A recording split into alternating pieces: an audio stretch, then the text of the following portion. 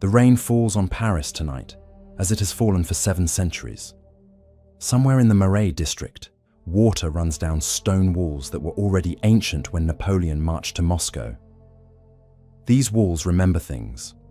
They remember a man named Nicolas Flamel who lived in a house on Rue de Montmorency in 1407. They remember that he claimed to possess the philosopher's stone. They remember that he died. Or did he? In the grand halls of Versailles, courtiers once whispered about a man who never aged. The Count of Saint-Germain attended royal gatherings across 8 decades without gaining a single grey hair. He spoke of events from centuries past as if he had witnessed them personally. He claimed to be 500 years old, and when witnesses challenged his impossible age, he simply smiled and changed the subject. In the depths beneath Notre Dame, in chambers that tourists never see, symbols are carved into stone. Alchemical formulas, instructions for transmutation, recipes for the elixir of life. These are not decorations. These are working documents. Someone carved them there, believing they held the secret to eternal existence. Tonight, we journey through France's darkest obsession, the quest for immortality, the pursuit of forbidden knowledge. The men and women who believed death was optional, who spent fortunes seeking the philosopher's stone, who performed rituals in midnight chambers, who claimed success in achieving what nature says is impossible. These are not fairy tales. These are documented historical figures. Nicolas Flamel was real. His house still stands in Paris. The Count of Saint-Germain attended verified royal events across Europe. Gilded Age commanded armies for Joan of Arc before his crimes were discovered. Catherine de' Medici ruled France and consulted with magicians. Fulcanelli published books in the 1920s and then vanished without trace. Real people, real obsessions, real darkness. But before we descend into the laboratories where alchemists worked with mercury and sulfur, before we enter the chambers where aristocrats drank elixirs they believed would grant eternal youth, before we examine the rituals that promised immortality at terrible cost, I must ask you something. Have you subscribed to this channel? Because what we explore tonight goes deeper than any documentary you've encountered. We don't simply recount legends. We examine primary sources. We read the alchemists' own writings. We trace their lives through historical records. We document what they claimed, what they did, and what happened to them. If you value investigations into history's darkest corners, into the obsessions that drove brilliant minds to madness, into the boundary where science becomes magic and ambition becomes horror, then subscribe now. Click that button. Because this channel ventures regularly into territories that mainstream history prefers to ignore, and leave a comment telling us, if you could live forever, would you? Would you drink an elixir of unknown ingredients if someone you trusted promised it would grant you centuries of life? Would you perform rituals in midnight chambers if ancient texts claimed they would make you immortal? Think carefully, because the people we discuss tonight faced these exact questions, and their answers shaped European history in ways we're still discovering. As you watch tonight, ask yourself, why does humanity fear death so intensely that brilliant minds dedicate their lives to defeating it? Why did alchemists believe that base metals could become gold, that poisonous mercury could become medicine, that death itself could be reversed through chemistry and will? What drove these obsessions? And more disturbingly, what if some of them succeeded? France has been the center of Western alchemy for 1,000 years. From medieval Paris to Renaissance courts, to Belle Epoque laboratories, the quest for the philosopher's stone has consumed France's greatest minds. Some died in poverty, their laboratories filled with failed experiments. Some gained vast wealth through means they never adequately explained. Some vanished, leaving behind only their writings and rumors of immortality achieved. Their laboratories still exist. Their books are preserved in French national libraries. Their symbols mark buildings across Paris. Their influence shaped chemistry, medicine, and the entire scientific method, because alchemy was not mere superstition. It was the grandfather of modern science. And its practitioners were not fools. They were the most educated men and women of their eras, applying the best knowledge available to the most fundamental human question: must we die? I am Mr. Ravenhurst, and tonight we discover that France's dark alchemists were not seeking gold. Gold was merely proof of concept. They were seeking something far more valuable, something that would make gold meaningless. They were seeking time itself, unlimited time, eternal life, and the price they paid for that pursuit was higher than any of them anticipated. Our journey begins in medieval Paris, in a house that still stands after 6 centuries, where a humble scribe became the most famous alchemist in history, where a mysterious book appeared containing secrets that would make its owner wealthier than kings, where Nicolas Flamel claimed to have achieved what every alchemist dreams of: the creation of the philosopher's stone, the transmutation of lead into gold, and the distillation of the elixir of life that grants immortality. The house is at 51 Rue de Montmorency. You can visit it. You can stand where Flamel worked. You can touch walls that witnessed what he claimed to accomplish, and you can decide for yourself whether the man who died in 1418 truly died at all, or whether he simply stopped appearing in public. Let us begin at the house that refuses to forget, where medieval stone holds memories of mercury vapors and sulfur smoke, where a man claimed to defeat death, where the quest for immortality consumed a soul, where Nicolas Flamel's legend was born, and where it has never truly died. Chapter 1. Nicolas Flamel, the scribe who conquered death. The oldest restaurant in Paris is not what you might expect. It's not in a grand building. It's not marked by elaborate signage.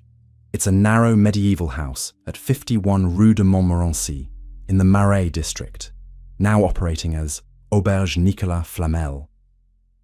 The building was constructed in 1407. That's 618 years ago. And it was built by a man who claimed to have discovered the secret of eternal life.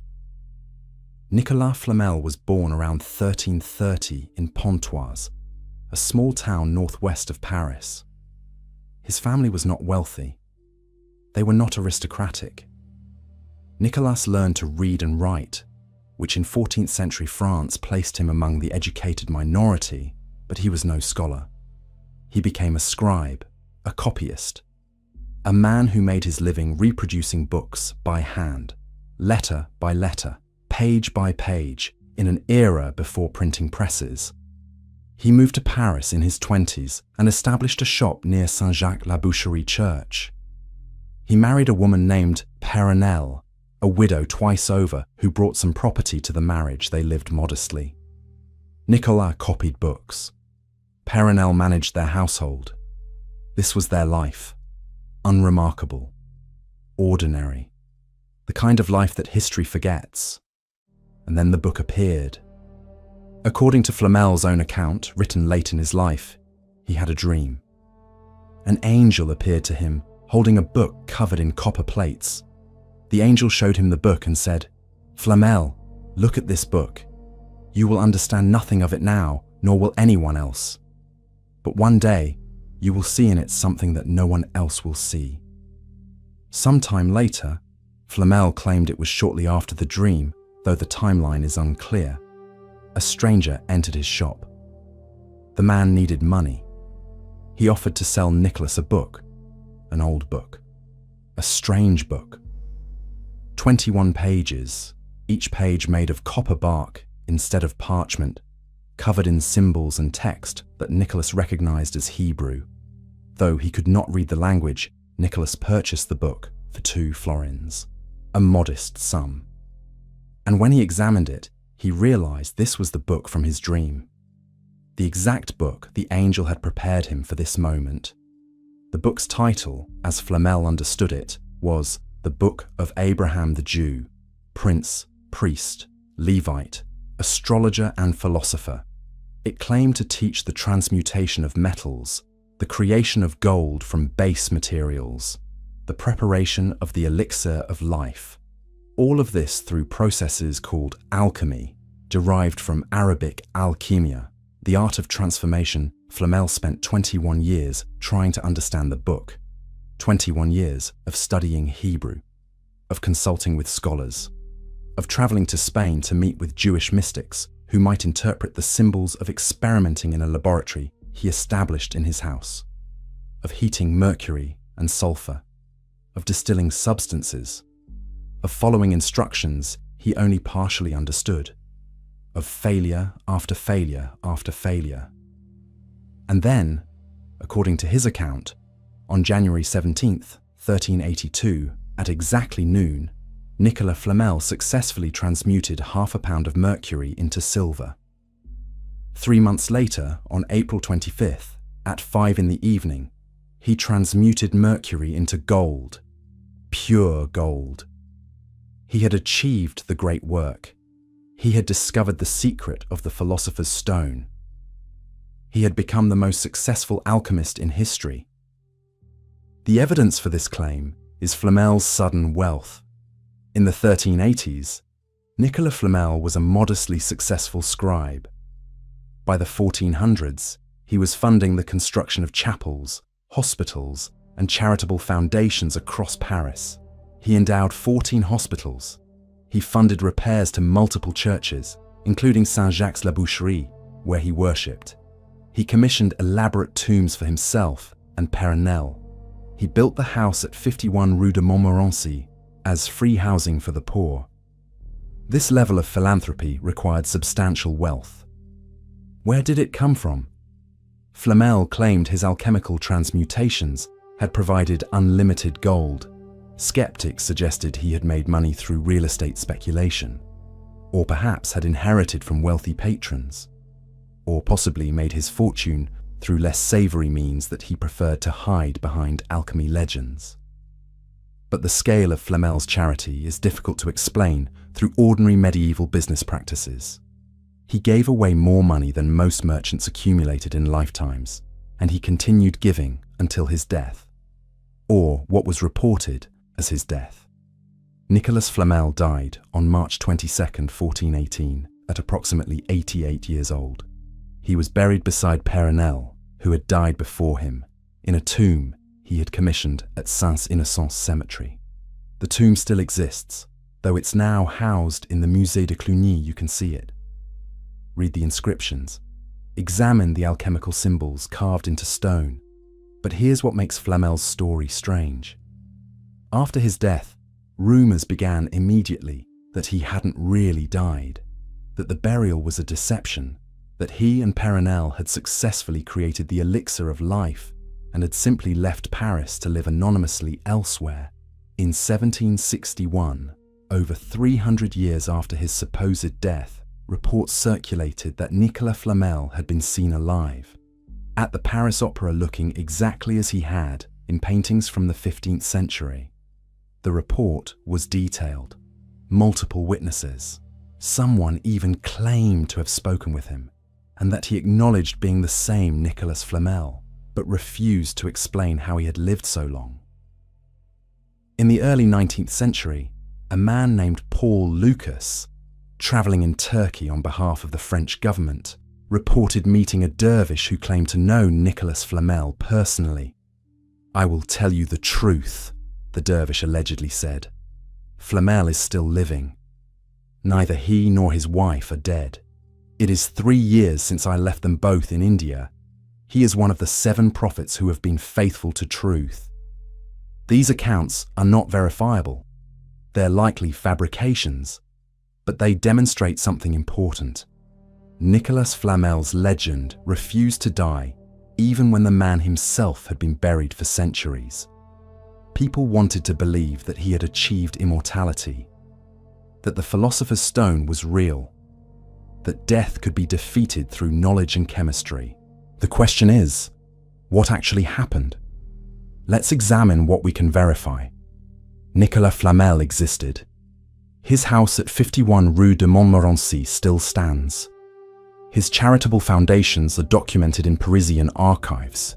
His tomb exists in the Musée de Cluny. His death in 1418 is recorded in church registers, the Book of Abraham the Jew. No such book exists in any collection. If Flamel possessed it, he never preserved it or displayed it publicly. No other alchemist ever examined it. We have only Flamel's description, written decades after he claimed to have acquired it. The transmutations of 1382. Only Flamel claimed to have witnessed them. No independent verification exists. No samples of his gold were tested. No witnesses documented the process. We have his word, written in his own account, decades after the event supposedly occurred. His sudden wealth? Real. Documented. But the source remains genuinely unclear. Real estate speculation is the most likely explanation. Medieval Paris was growing rapidly. Someone who invested wisely in property could accumulate significant wealth. But this explanation is not definitive. We simply don't know where Flamel's money came from. Which brings us to the most important question. Did Flamel believe in his own alchemical success? Or was the entire story a convenient fiction to explain wealth gained through means he preferred to obscure? The answer may lie in what Flamel did with his money. He didn't hoard it. He didn't live extravagantly. He gave it away systematically, funding religious institutions and charitable foundations. He commissioned his tomb years before his death, covering it with alchemical symbols that he wanted preserved. He wrote his account, knowing it would be read by future generations. This suggests genuine belief. Whether his transmutations actually occurred or not, Nicolas Flamel believed he had achieved the great work. He believed he possessed the philosopher's stone. And perhaps he believed he had prepared the elixir of life, but chose not to drink it, preferring natural death to the burden of eternal existence. Or perhaps he drank it and simply left Paris, letting the world believe he was dead. The house at 51 Rue de Montmorency operates as a restaurant now. You can dine there. The building has been continuously occupied for over 600 years. The walls are the same walls Flamel knew. The rooms are the rooms where he worked. Staff report phenomena. Objects that move overnight. Cold spots that persist regardless of heating. The sense of being watched from empty doorways. Footsteps on floors above when the upper levels are vacant. The smell of sulfur and mercury that has no source. These reports are consistent. They've been documented by multiple owners across decades.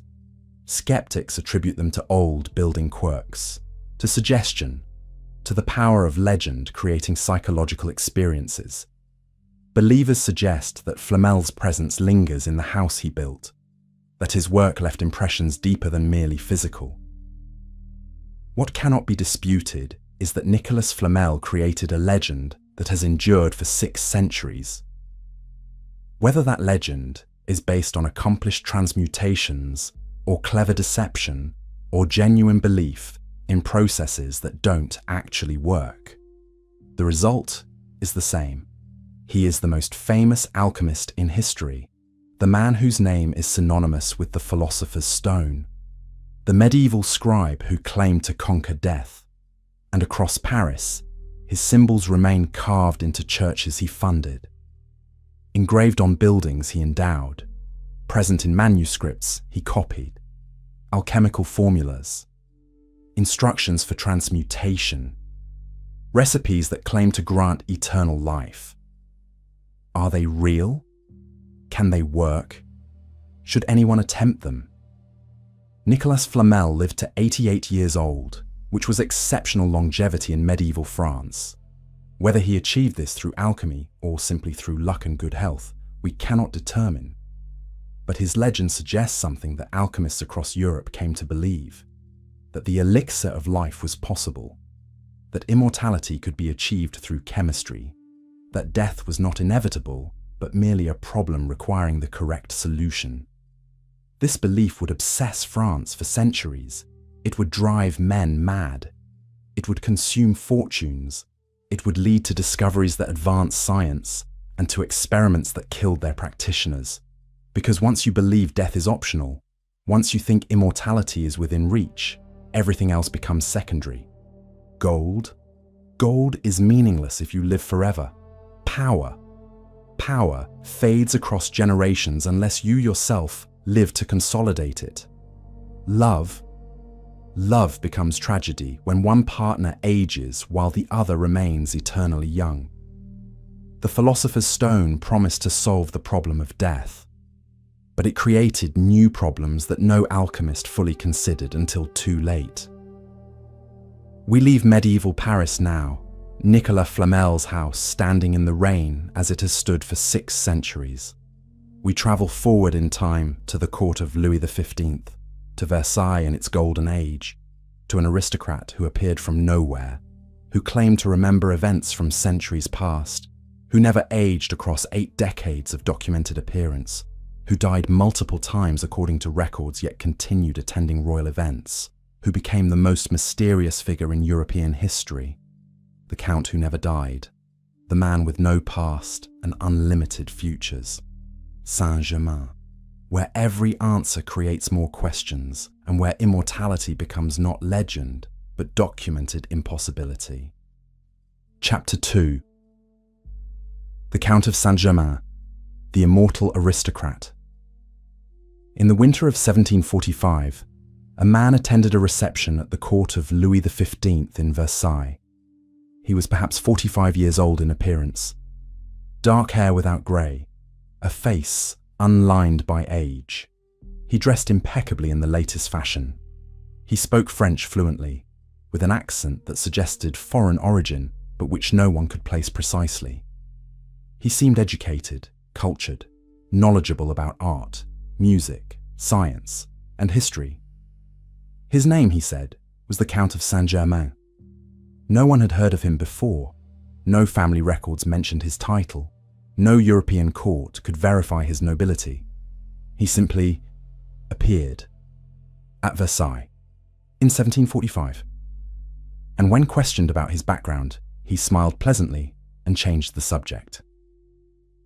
But here's what makes the Count remarkable. For the next 40 years, he appeared consistently at royal courts across Europe, in France, in England, in Prussia, in Russia, always looking approximately the same age, always dressed perfectly, always knowledgeable, always charming, and always refusing to explain where he came from or how old he was. Multiple witnesses documented conversations with Saint-Germain where he spoke of historical events from centuries past, as if he had personally witnessed them, not as if he had read about them in books, as if he had been present. He described the court of Francois I in the early 1500s with such specific detail that listeners became uncomfortable. He discussed the wedding of Cana from the Bible as if he had attended it personally, catching himself and laughing when someone pointed out the chronological impossibility the Countess von Georgi wrote in her memoirs, that she encountered Saint-Germain at a reception in Venice in 1710 when she was a young woman. He appeared to be approximately 45 years old. 50 years later, in 1760, she met him again in Paris. He looked exactly the same. Not older, not grey. Completely unchanged. She confronted him about this. "You were already middle-aged when I met you 50 years ago," she said. "How is it possible you look the same?" Saint-Germain smiled. "Madame," he replied, "I am very old indeed." "How old?" she asked. "That," he said, "is a secret I cannot share." Casanova, the famous adventurer and writer, encountered Saint-Germain multiple times. In his memoirs, he described a conversation where Saint-Germain casually mentioned being 500 years old. Casanova thought he was joking, but Saint-Germain did not laugh. He did not wink. He simply changed the subject, leaving Casanova uncertain whether the claim was truth or theatrical affectation. Horace Walpole, the English writer, met Saint-Germain in London in 1745 and described him as an odd man who has been in every country and speaks every language he sings, plays on the violin wonderfully, composes, is mad, and not very sensible. But even Walpole, sceptical by nature, could not determine Saint-Germain's true age or origin. Jean-Jacques Rousseau met him. Voltaire wrote about him, calling him a man who never dies and who knows everything. Frederick the Great of Prussia hosted him. Catherine the Great of Russia consulted him. He moved through the highest levels of European aristocracy for decades, always welcome, always mysterious, always unchanged. What did Saint-Germain claim about himself? The accounts are fragmentary, but certain consistent elements emerge. He claimed to have achieved the alchemical great work that he possessed the philosopher's stone, that he had prepared the elixir of life and drank it regularly, which explained his apparently unaging appearance. He demonstrated seemingly impossible knowledge, languages that were ancient, historical events that predated living memory, alchemical processes that fascinated and frustrated those who tried to replicate them. He possessed significant wealth, though no one could determine its source. He gave expensive gifts. He funded alchemical laboratories. He paid for lavish apartments in multiple European capitals, yet he held no position that would provide income. No inheritance was documented. No business explained his money. He ate unusual food, always in private. Multiple witnesses reported that Saint-Germain never dined publicly. At banquets, he would sit and converse, but consume nothing. When pressed, he claimed he ate a special diet of oatmeal preparations that maintained his health and longevity. Whether this was truth or misdirection, no one ever saw him eat a normal meal. And here's the strangest part. Saint-Germain died multiple times, yet continued appearing. In 1760, he supposedly died in Amsterdam. Yet in 1762, he was documented in Russia, working as a military advisor during Catherine the Great's coup. In 1784, official records state that the Count of Saint-Germain died in Eckernförde, Germany, at the castle of Prince Charles of Hesse-Kassel, who had been his patron. The death was witnessed. The burial was documented. The grave exists. Yet in 1785, Saint-Germain attended a Masonic conference in Wilhelmsbad. Multiple witnesses recorded his presence. He was recognized. He participated in discussions. He was not a ghost or a mistaken identity. He was there in 1789. During the French Revolution, multiple sources placed him in Paris, warning aristocrats to flee before the terror began. Marie Antoinette allegedly met with him. He supposedly told her specific details about the royal family's fate that came to pass exactly as he predicted. In 1820s, the Countess d'Adhémar published memoirs claiming she had encountered Saint-Germain regularly throughout the late 18th century, and that he had appeared to her as recently as 1815, looking no older than he had 50 years earlier.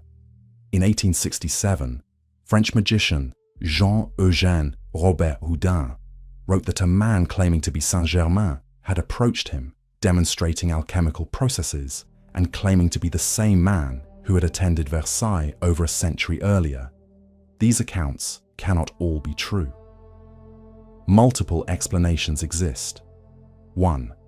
Saint-Germain was a charlatan who cultivated mystery for social advantage. He lied about his age.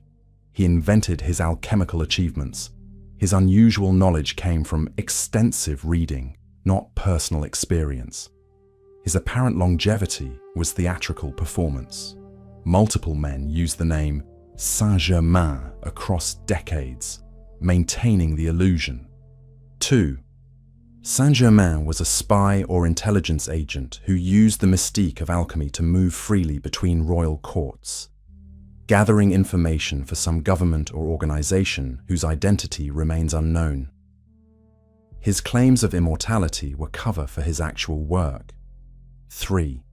Saint-Germain genuinely believed he was immortal, possibly due to mental illness, and his charisma and intelligence allowed him to convince others of his delusion.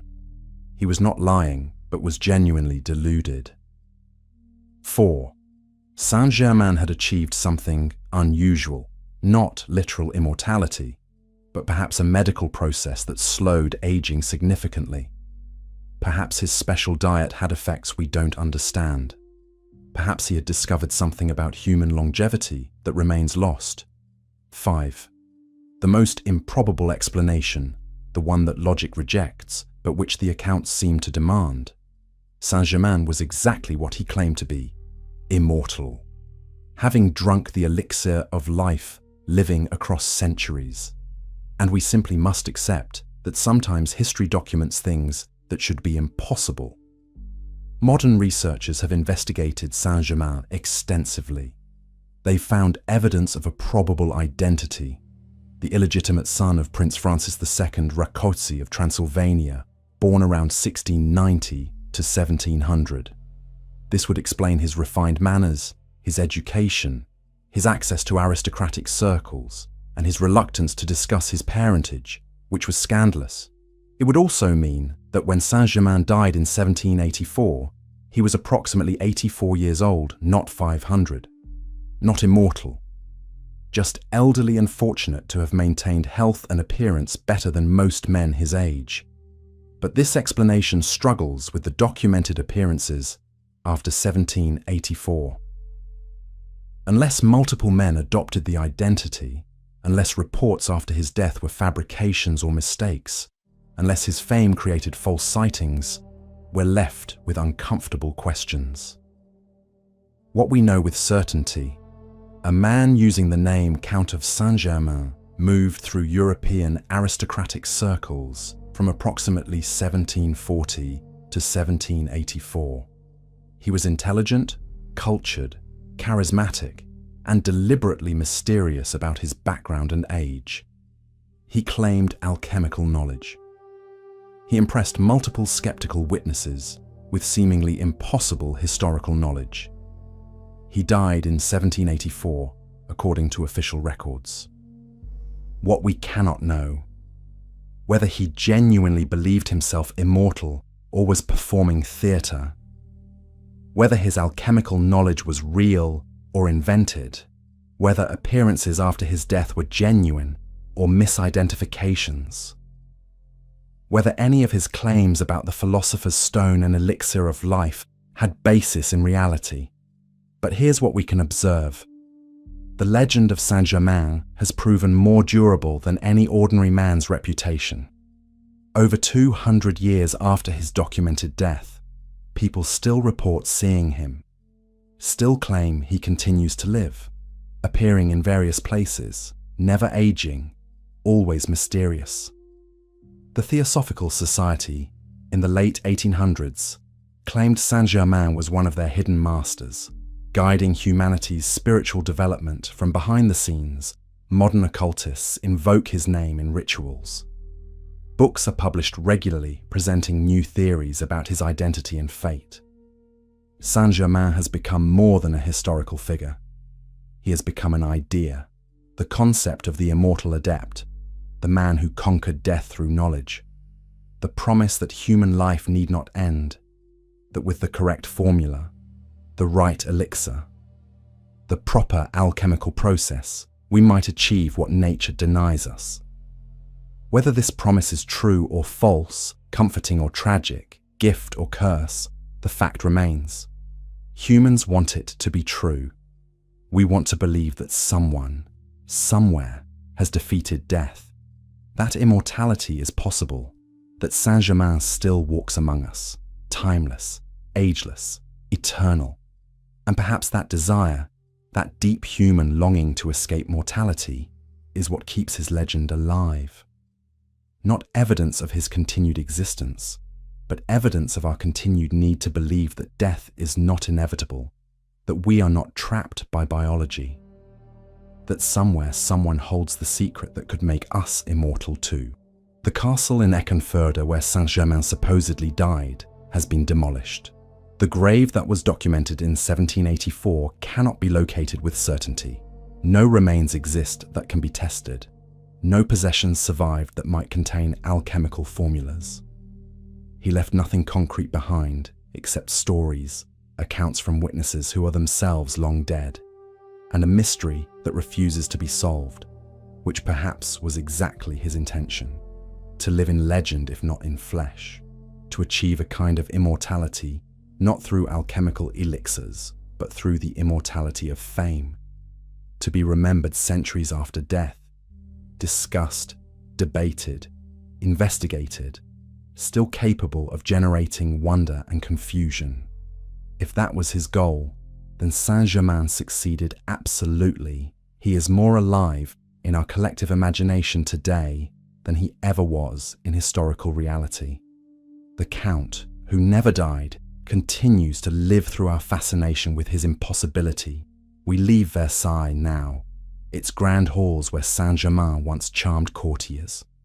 We travel backward in time to the 1400s, to Brittany, to a castle where a French marshal who had fought beside Joan of Arc descended into darkness so complete that his name became synonymous with evil itself, where a nobleman's obsession with alchemy and forbidden knowledge led him to commit atrocities that shocked even medieval France, where the search for the philosopher's stone became confused with demonic rituals, where Gilded Age, war hero and monster, proved that the quest for power over death sometimes leads to the worst possible expressions of power over life.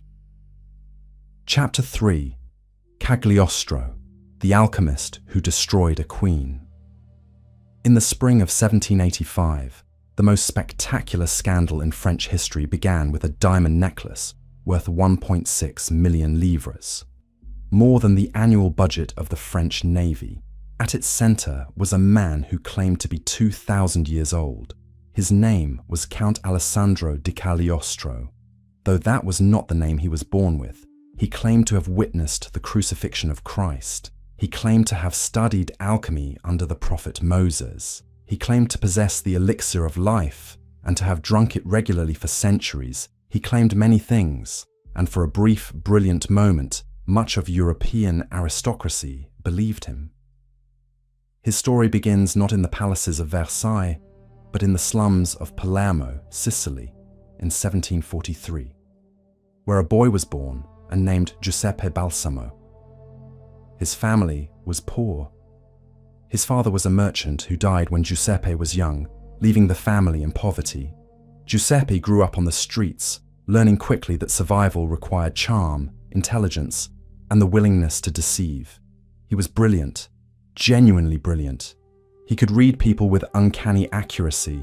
He learned languages easily. He absorbed knowledge from anyone who would teach him. He studied briefly in a monastery, learning Latin, chemistry, and medicine before the monks expelled him for reasons that remain unclear, but which probably involved theft or fraud. By his 20s, Giuseppe Balsamo had become a talented forger and con artist. He sold fake maps to treasure hunters. He convinced wealthy men that he could transmute lead into gold if they would only provide funding for equipment. He married Lorenza Feliziani, a beautiful young woman who became his partner in increasingly elaborate schemes. But Giuseppe Balsamo was too ambitious for mere street crime. He wanted something greater. He wanted to move in aristocratic circles. He wanted wealth and power and recognition. And he understood instinctively that in 18th century Europe, mysticism and alchemy opened doors that simple fraud could not. So Giuseppe Balsamo died metaphorically, and Count Alessandro di Cagliostro was born. The transformation was complete. Cagliostro dressed as an Oriental nobleman. He claimed to have been born in Malta to a noble family. He spoke of his travels in Egypt, in Arabia, in mysterious eastern lands where ancient wisdom survived. He demonstrated knowledge of alchemy, of medicine, of secret rituals that he claimed came from Egyptian sources predating Christianity. And Europe believed him, or wanted to believe him, or needed to believe him. because the 1770s and 1780s were a time of desperate spiritual hunger among European aristocracy. The Enlightenment had undermined traditional religion without providing satisfying replacements. Aristocrats wanted mystery, wanted connection to ancient wisdom, wanted to believe that human limitations could be transcended through secret knowledge. Cagliostro provided exactly what they craved. He traveled through Europe, London, Paris, The Hague, St. Petersburg, Warsaw, establishing Masonic lodges based on what he called the Egyptian rite. These were not ordinary Masonic lodges. Cagliostro's Egyptian rite promised spiritual regeneration, physical healing, and ultimately the alchemical great work, the creation of the philosopher's stone and the elixir of life. His rituals were elaborate. Participants dressed in Egyptian costume. Ceremonies invoked ancient gods. Cagliostro claimed to summon spirits, to communicate with the dead, to heal the sick through magnetism and alchemical medicines. And many of his healing worked. This is documented. Cagliostro successfully treated illnesses that conventional physicians could not cure. Whether through genuine medical knowledge he had acquired somehow, through early understanding of psychosomatic effects, or through sheer chance, his reputation as a healer grew. He charged nothing for medical treatment. This was crucial to his credibility. Charlatans take money.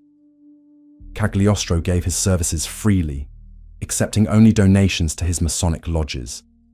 This made him seem genuine, motivated not by greed but by authentic desire to help humanity. His wife, Lorenza, who now went by Serafina, served as his assistant and as a medium in seances. She was beautiful, charismatic, and either genuinely believed in Cagliostro's powers or was a superbly talented actress. Together, they convinced some of the most intelligent people in Europe that they possessed supernatural abilities.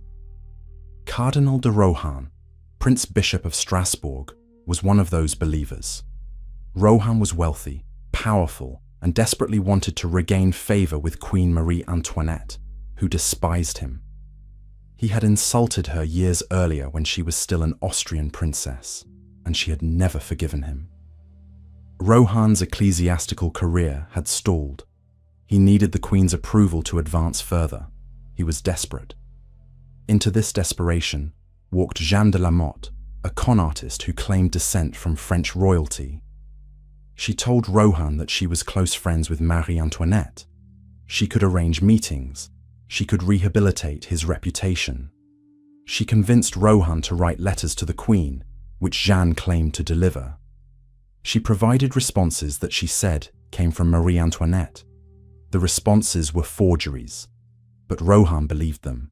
Jeanne worked with accomplices including her husband and a forger named Rétaux de Villette. Together, they constructed an elaborate deception. The Queen, they told Rohan, desperately wanted to purchase a diamond necklace, the most expensive piece of jewelry ever created, containing 647 diamonds in an elaborate design. But the king would not approve the purchase. Marie Antoinette needed someone to buy it on her behalf, secretly, someone she could trust. Cardinal de Rohan, eager to please the Queen, agreed he would purchase the necklace using his credit. The Queen would pay him back in installments. It was a service, a favor, proof of his loyalty. The jewelers, Baume and Bassange, were thrilled. They had been trying to sell this necklace for years. They had created it originally for Madame du Barry, Louis XV's mistress, but he had died before purchasing it. They had offered it to Marie Antoinette multiple times, and she had always refused. She thought it was too expensive and ostentatious. But if Cardinal de Rohan was buying it, that was acceptable. They released the necklace to him on credit. Rohan gave the necklace to Jeanne de la Motte, believing she would deliver it to the Queen. Jeanne and her accomplices immediately broke up the necklace and sold the diamonds individually in London and Paris. They became suddenly, spectacularly wealthy, and they vanished. When the first payment came due, Cardinal de Rohan could not pay. The jewelers went to the Queen, expecting payment. Marie Antoinette had no idea what they were talking about. She had never requested the necklace, had never received it, had never had any communication with Cardinal de Rohan. The scandal exploded. The affair of the diamond necklace consumed France. It revealed that a cardinal had been duped by con artists into believing he was secretly serving the Queen. It made the monarchy look corrupt and stupid. It made Marie Antoinette look materialistic and deceitful, even though she was completely innocent. The public believed she had received the diamonds. They believed she had cheated the jewelers. They believed she was living in obscene luxury while France suffered. And where was Cagliostro in all this? He was peripherally involved. Cardinal de Rohan had consulted Cagliostro about whether to trust Jeanne de la Motte. Cagliostro had performed divination rituals and declared that Rohan would succeed in regaining the Queen's favour. This advice, given in good faith or as part of the con, was interpreted as Cagliostro's participation in the fraud. When arrests were made, Cagliostro was imprisoned in the Bastille, along with Cardinal de Rohan, Jeanne de la Motte, and the other conspirators. The trial was sensational. All of Paris followed it. The testimonies revealed layer upon layer of deception. Jeanne de la Motte had even hired a prostitute named Nicole Leguay d'Oliva to impersonate Marie Antoinette in a nighttime garden meeting with Rohan, convincing him that the Queen truly favoured him. The fraud was intricate, audacious, and ultimately successful in stealing 1.6 million livres worth of diamonds, but Cagliostro was acquitted. The court determined he had not been part of the conspiracy. He had merely given bad advice to a foolish cardinal. He was released from the Bastille and immediately expelled from France. King Louis XVI wanted nothing more to do with him. Cardinal de Rohan was also acquitted. The court found him guilty only of being stupid, not of criminal intent. Jeanne de la Motte was convicted, branded with a V for volus, thief, and imprisoned. She escaped prison and fled to London, where she published memoirs claiming that Marie Antoinette had indeed received the diamonds, and that Jeanne was a victim of royal injustice. The affair of the diamond necklace destroyed what little remained of Marie Antoinette's reputation. The French people never forgave her. Whether she was innocent became irrelevant.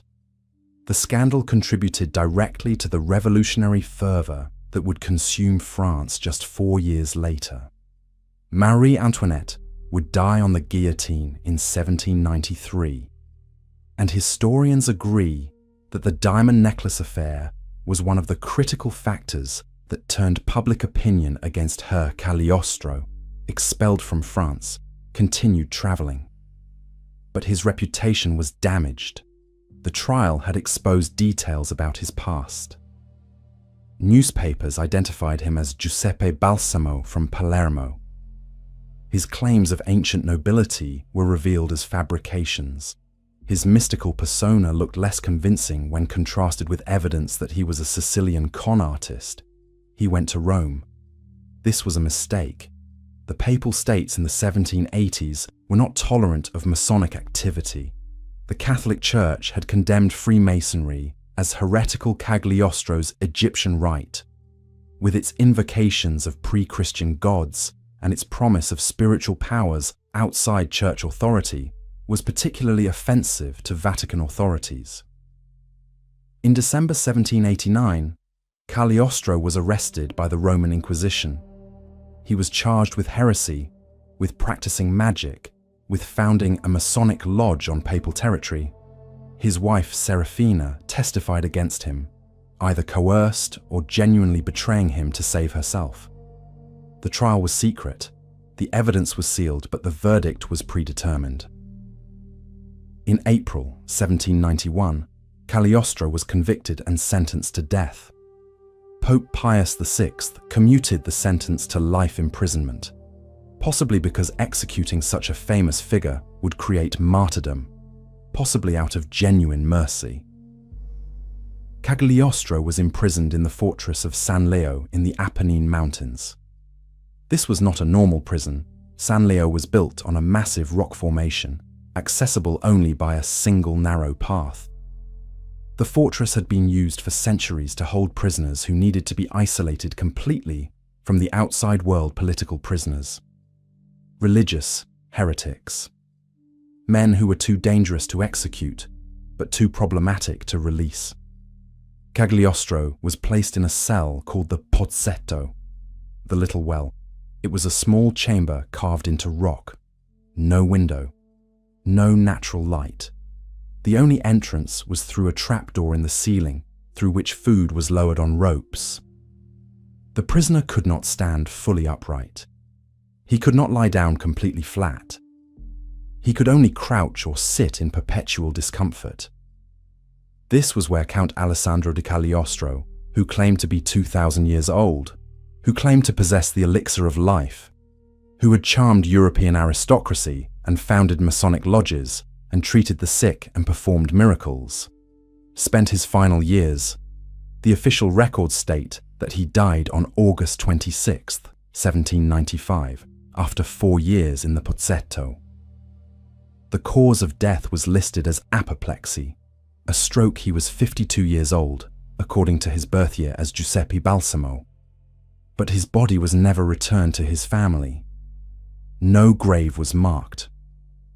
The official records are suspiciously vague about burial details, and almost immediately, rumors began that Cagliostro had not died, that his death was staged, that he had somehow escaped, that he had used his alchemical knowledge to fake death and secure release from the pozzetto.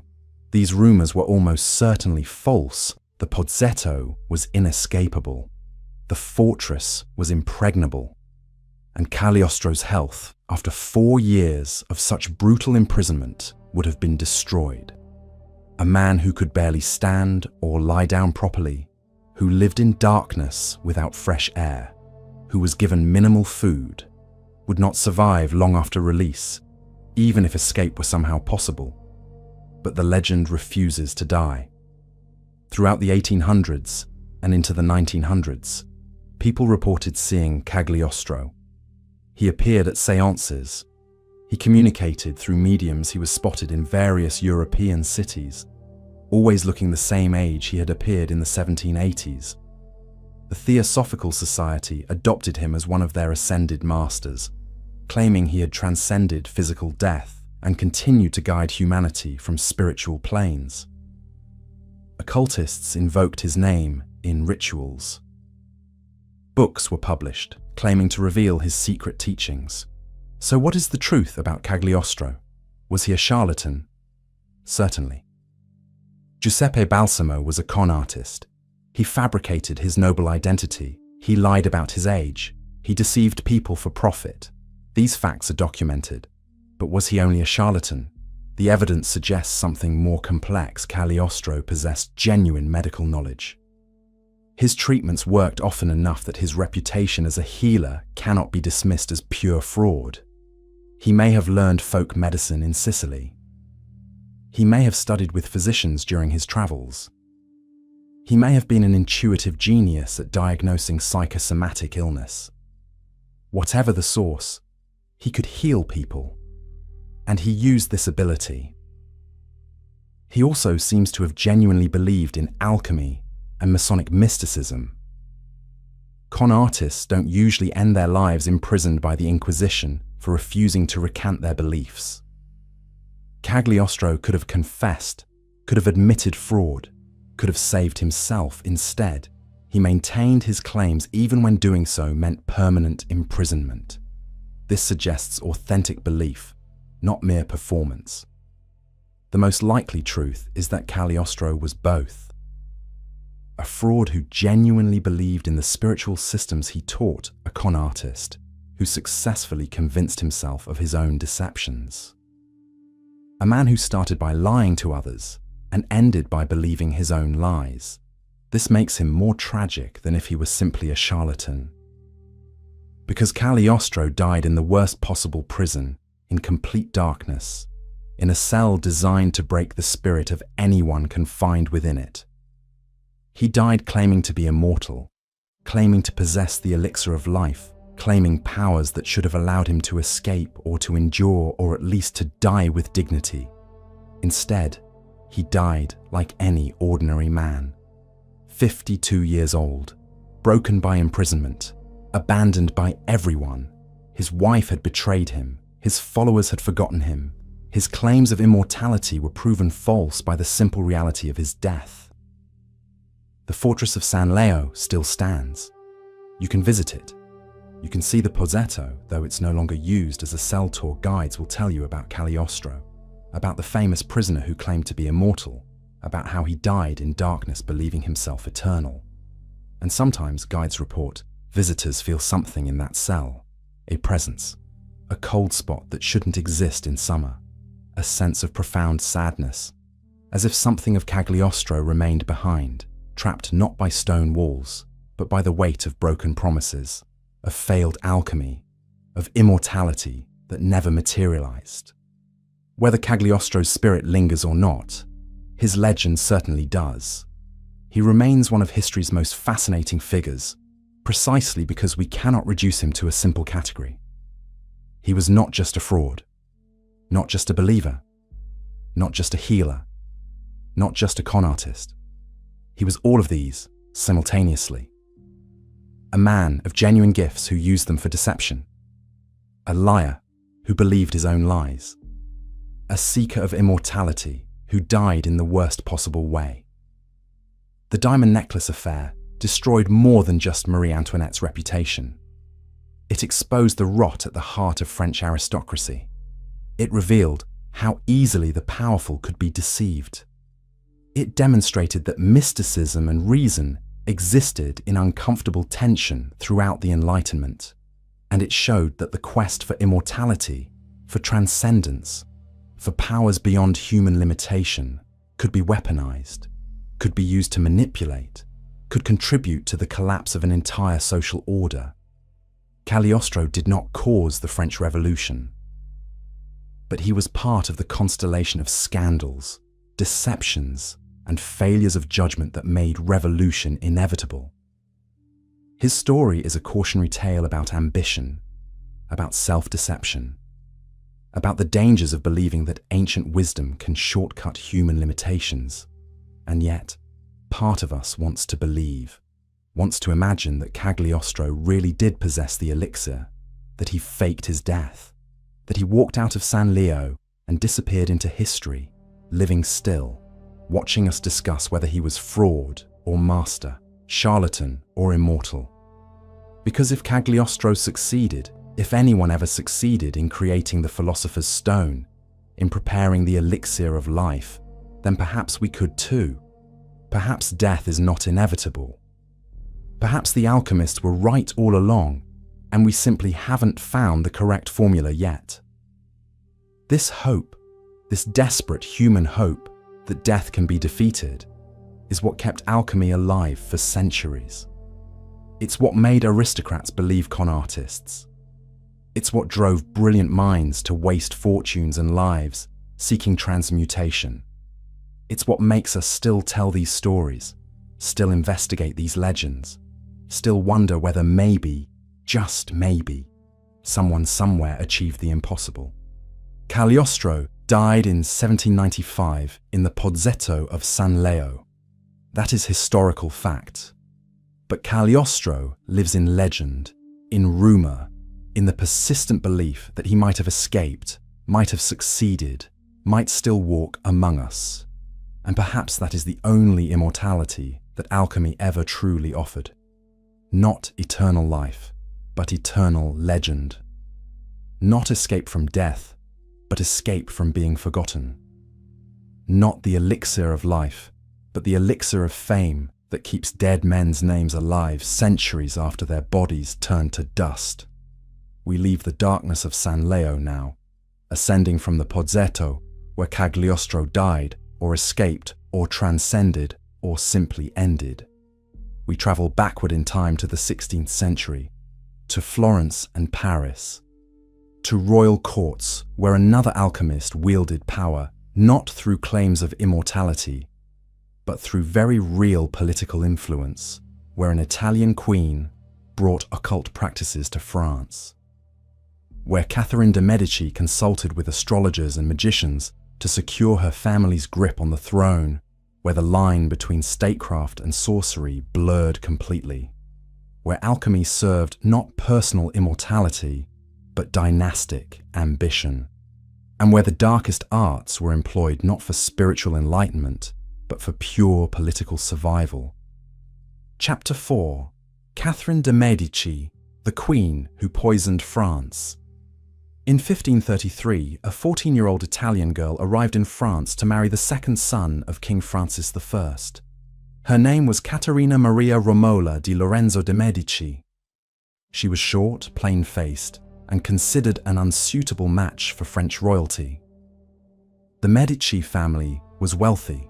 They were bankers, the richest family in Florence, but they were not royal.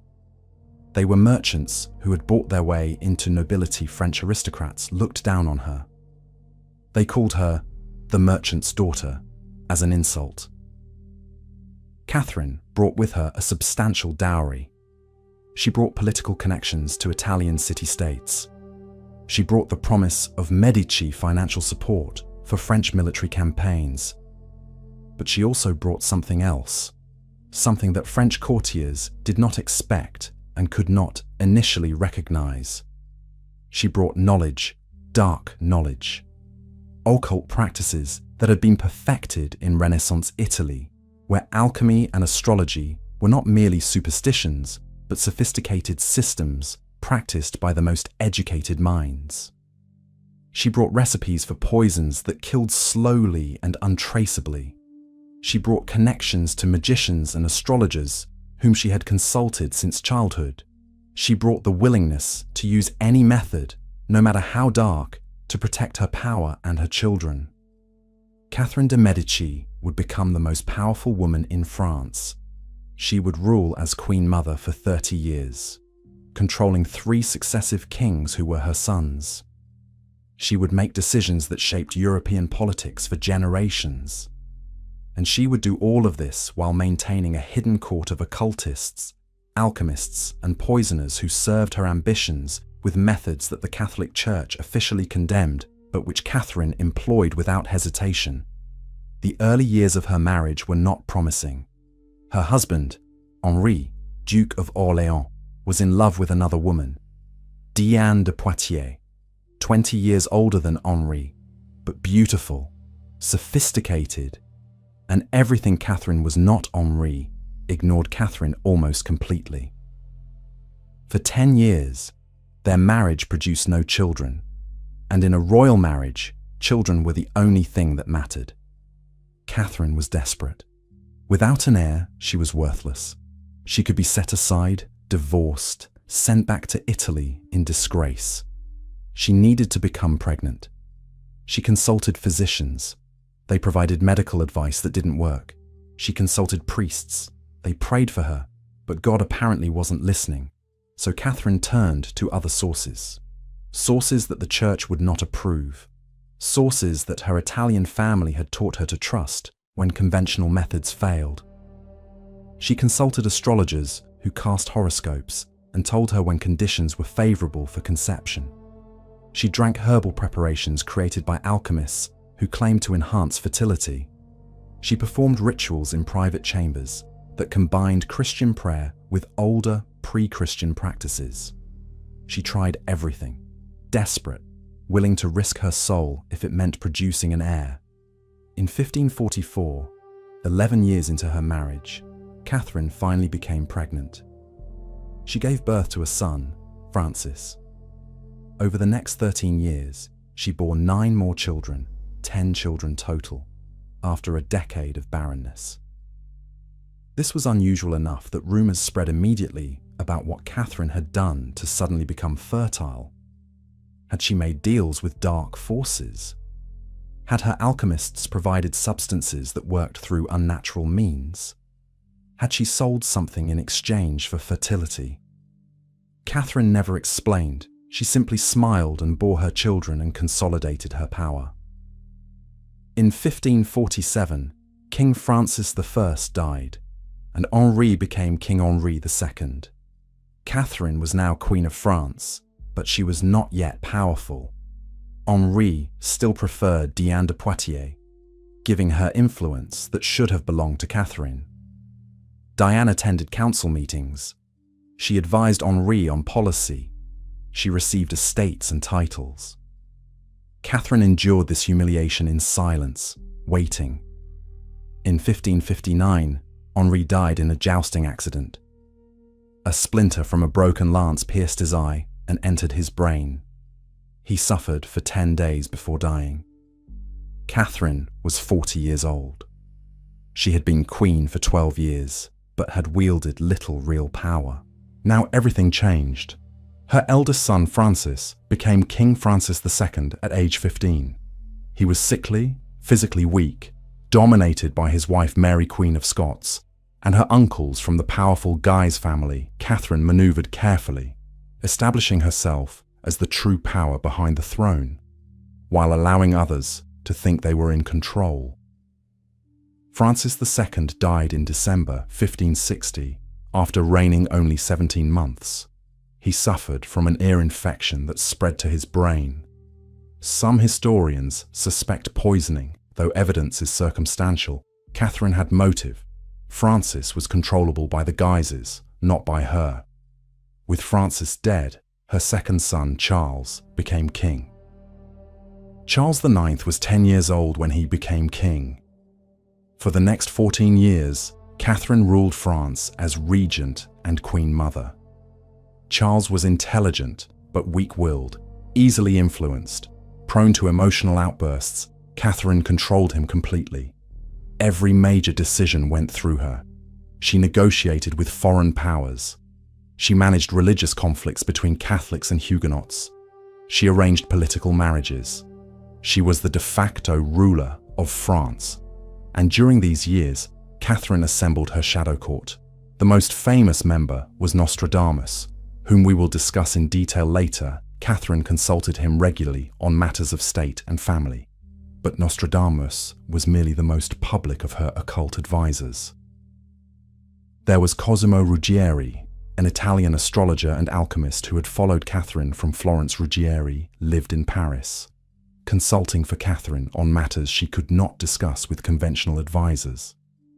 He cast horoscopes for her children. He performed divination rituals to predict political events. And according to persistent rumors, he prepared poisons for Catherine's use. There was Laurent de Médicis, no relation, a perfumer whose shop on the Pont Saint-Michel became legendary as a front for poison sales. The shop sold perfumes, cosmetics, and beauty products. But in back rooms, Laurent allegedly prepared arsenic compounds, mercury solutions, and herbal toxins that killed slowly enough to appear as natural illness. Whether Catherine commissioned these poisons is disputed. That she had access to them is not. There were others, magicians whose names were never recorded in official documents, but who appear in letters and memoirs of the period. Men and women who performed rituals in Catherine's private chambers, who invoked spirits to provide political intelligence, who created talismans that Catherine wore beneath her clothing, who prepared substances that Catherine allegedly used to control those around her. The most infamous incident occurred in 1572. The St. Bartholomew's Day massacre. Religious tension between Catholics and Huguenots, French Protestants, had been building for years. Catherine had attempted to balance the factions, but events were spiraling towards civil war. In August 1572, Huguenot leaders gathered in Paris for the wedding of Henri of Navarre, a Protestant, to Catherine's daughter Marguerite, a Catholic. This marriage was supposed to reconcile the factions. Instead, it created an opportunity for massacre. On August 24th, 1572, Catholic forces began systematically murdering Huguenots in Paris. The killing lasted for several days and spread to other French cities. Estimates vary, but at least 5,000 to 10,000 Huguenots were killed. Catherine's role in ordering the massacre is debated by historians.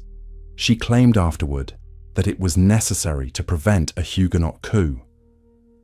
Critics said she planned it deliberately to eliminate Protestant leadership. The truth probably lies between. Catherine likely did not plan a massacre of this scale, but once it began, she allowed it to continue because it served her political purposes. Some accounts claim Catherine consulted with Ruggieri before the massacre, that he performed divination rituals predicting the outcome, that he told her the stars favored decisive action. Whether these consultations occurred or were invented later by Catherine's enemies to make her seem even more monstrous is unknown. What is known is that the St. Bartholomew's Day massacre horrified Europe. It confirmed Protestant fears about Catholic cruelty. It damaged France's international reputation, and it stained Catherine's legacy permanently. She would never escape association with the massacre, regardless of her actual level of responsibility. Charles IX died in 1574, possibly from tuberculosis, possibly from guilt over the massacre. Catherine's third son became King Henri III. He was 33 years old, intelligent, capable, but eccentric and increasingly unpopular. He relied heavily on Catherine's advice, continuing her influence over French politics. During Henri III's reign, Catherine continued consulting her occult advisors. She became increasingly interested in alchemy, not for personal immortality, but for political advantage. If her alchemists could create gold through transmutation, France could fund its wars without crushing taxation. If they could create elixirs that enhanced health and longevity, her son could outlive his enemies. Alchemy offered solutions to political problems that conventional statecraft could not provide. She funded alchemical laboratories in Paris. She brought Italian alchemists to France, offering them patronage in exchange for their knowledge. She collected alchemical texts and had them translated from Arabic and Latin into French. She learned some alchemical processes herself, conducting experiments in private chambers. Did Catherine believe alchemy worked? Or did she simply use it as another tool of statecraft, allowing rumors of alchemical power to enhance her mystique? The answer is probably both. Catherine was ruthlessly practical. She used whatever methods achieved results. If astrology provided useful intelligence, she used astrology. If poisons eliminated threats, she used poisons. If alchemical experiments occasionally produced useful substances, she funded more experiments, but she was also a woman of her era. Renaissance Europe believed in astrology, in alchemy, in the reality of occult forces. Catherine's consultations with Nostradamus and Ruggieri were not seen as unusual or superstitious, but as sensible uses of available knowledge systems. Every European monarch consulted astrologers. Catherine simply did so more systematically than most. Catherine de' Medici died on January 5, 1589, at age 69. She had survived 8 French kings: Francis I, her father-in-law; Henri II, her husband; Francis II, her eldest son; Charles IX, her second son; and Henri III, her third son, plus 3 kings who reigned before her arrival in France. She had ruled France in practice, if not in name, for nearly 30 years. Her legacy is complex and contested. She was brilliant, ruthless, and absolutely committed to preserving her family's power. She navigated religious wars, foreign invasions, and court intrigues with remarkable skill. She kept France intact during its most dangerous period of internal conflict, but she was also associated with massacre, with poisoning, with dark practices that shocked even her contemporaries. Whether she actually used poisons as extensively as rumor claimed is debatable. Whether her occult consultations influenced major political decisions is uncertain. But the rumors themselves became part of her legend, making her seem more sinister than she may actually have been. The house where Laurent the perfumer sold his poisons no longer stands. The laboratories where Catherine's alchemists worked have been demolished or converted to other uses. But buildings that Catherine patronized still exist across Paris. Churches she funded, palaces she inhabited. The Tuileries Palace, which Catherine designed and built, stood until 1871 when it was destroyed during the Paris Commune. And in some of these surviving buildings, staff report phenomena that suggest Catherine's presence lingers. In the Hôtel de la Reine, now part of the Bibliothèque Nationale de France, where Catherine lived during her regency, security guards report seeing a woman in 16th century clothing walking corridors late at night. She wears black. Catherine wore mourning clothes for 30 years after Henri II's death. She moves silently. When guards approach, she vanishes. In the Château de Chaumont on the Loire, where Catherine supposedly conducted magical rituals with Ruggieri, visitors report cold spots in specific chambers, the smell of sulfur and burning herbs with no source, shadows that move against light patterns in ways that suggest human figures. Are these genuine hauntings, or are they psychological projections, visitors experiencing what they expect to experience in locations associated with Catherine's dark reputation? What cannot be disputed is that Catherine de' Medici brought Italian occult practices to France. She normalized the royal consultation of astrologers and alchemists. She demonstrated that power could be pursued through any means available, that morality was negotiable, that the Queen's primary duty was survival of the dynasty regardless of cost. She was not seeking personal immortality through alchemy. She was seeking something perhaps more valuable: political immortality, the survival of the Medici line on the French throne, the perpetuation of her influence across generations. She failed. Her 3 sons died without legitimate heirs. The Valois dynasty ended with Henri III's assassination in 1589. The French throne passed to Henri of Navarre, who became Henri IV, founding the Bourbon dynasty. Catherine's direct line ended. Her genetic legacy was erased from French royalty, but her political legacy endured. The centralized French monarchy that she strengthened would survive until the Revolution. The model of the powerful Queen Mother advising young kings would be repeated, and the association of French royalty with occult practices would continue, whispered about in court gossip, investigated by later historians. Never quite proven, but never quite dispelled, Catherine de' Medici was not an alchemist seeking the philosopher's stone. She was a political operator who used alchemy and astrology as tools of statecraft. She was not trying to create gold from lead. She was trying to create a dynasty from her children, to transmute political weakness into strength, to achieve through will and intelligence and ruthless action what birth and circumstance had denied her. In that, she succeeded more than any alchemist who sought mere gold. She shaped European history. She preserved France during its greatest crisis. She proved that a foreign-born merchant's daughter could become the most powerful person in Europe through sheer force of will.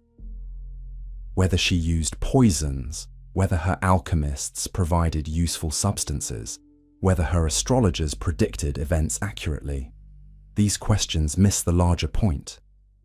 Catherine de' Medici succeeded because she understood power in all its forms. She used every tool available.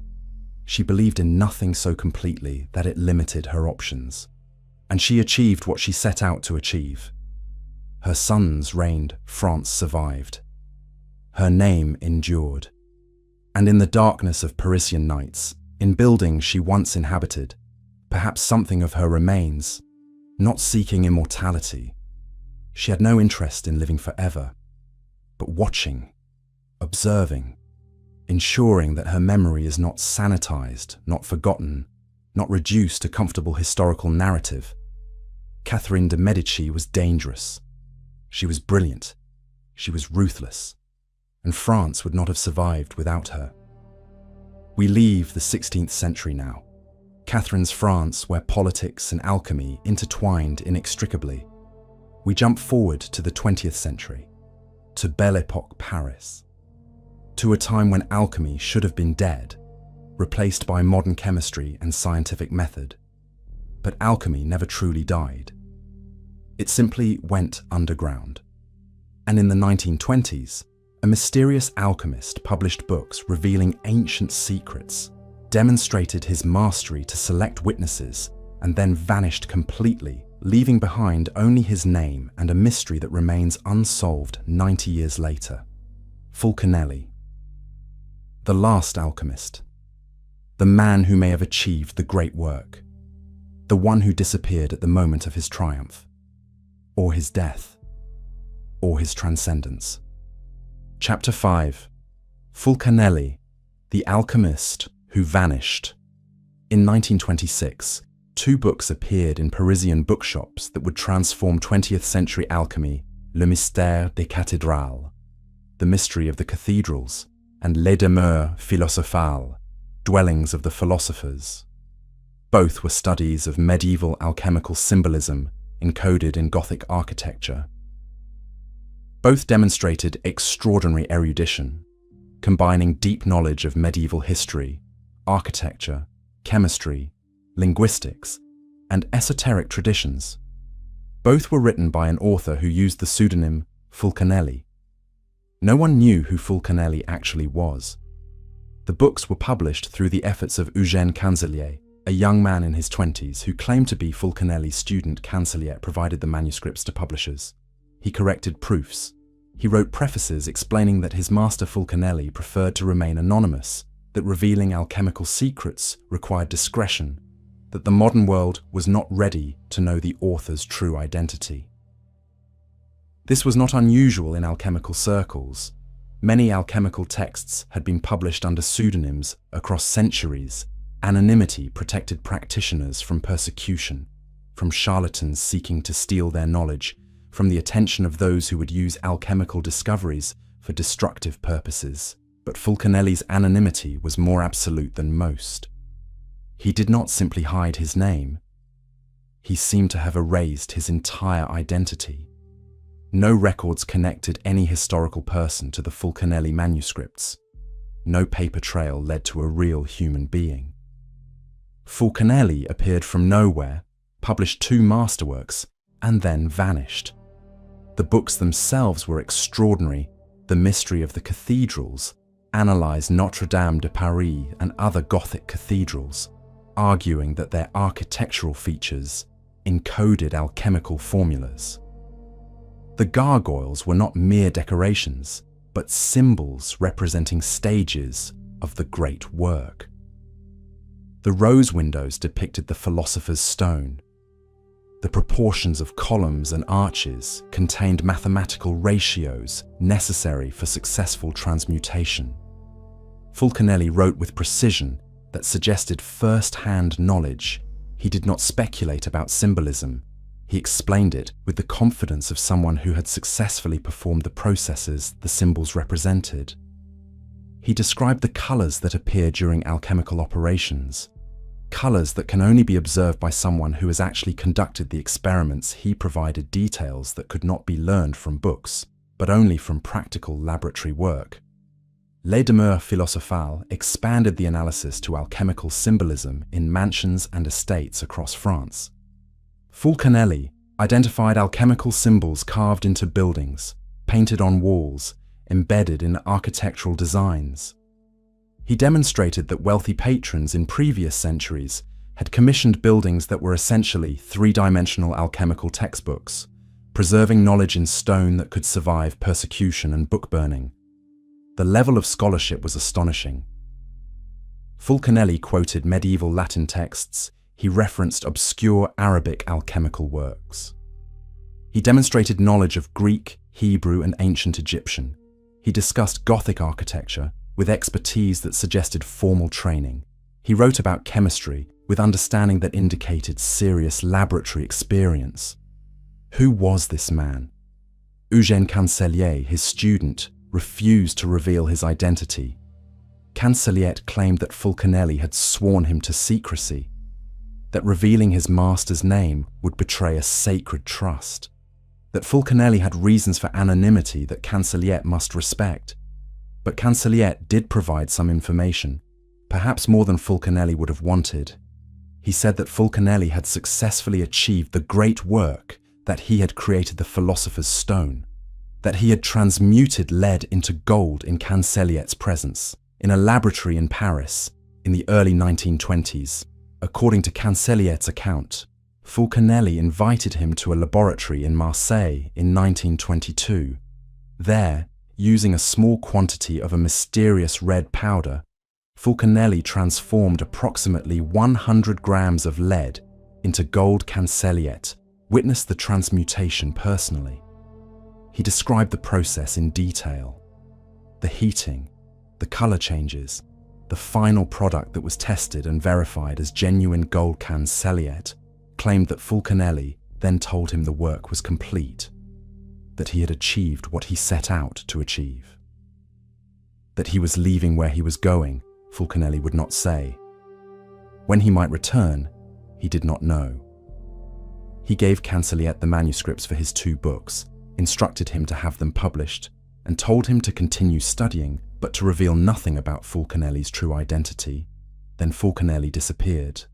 Cancelliet claimed he never saw his master again, that Fulcanelli vanished completely, that all attempts to locate him failed, that even Cancelliet did not know whether Fulcanelli was alive or dead, in France or abroad, living under another identity, or having achieved alchemical transcendence.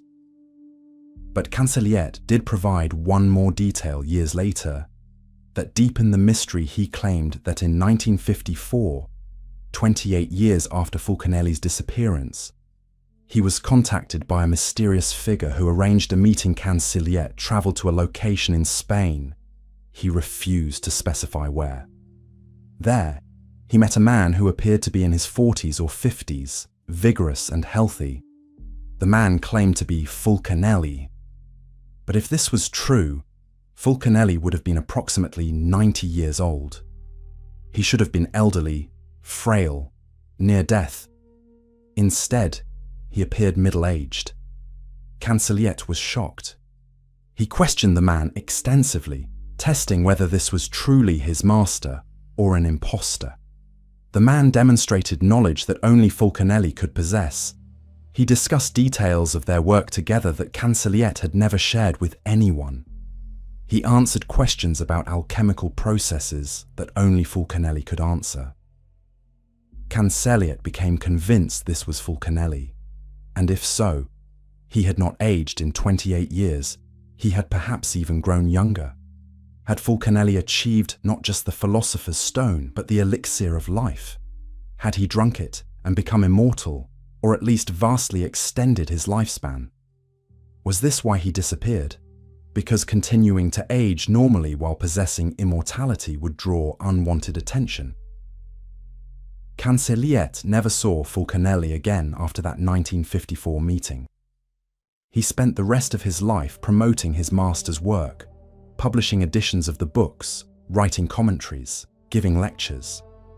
He maintained until his death in 1982 that Fulcanelli had truly achieved the great work, that the transmutation he witnessed was genuine, that his master had discovered secrets that modern chemistry claimed were impossible. But who was Fulcanelli really? Investigators have proposed multiple candidates.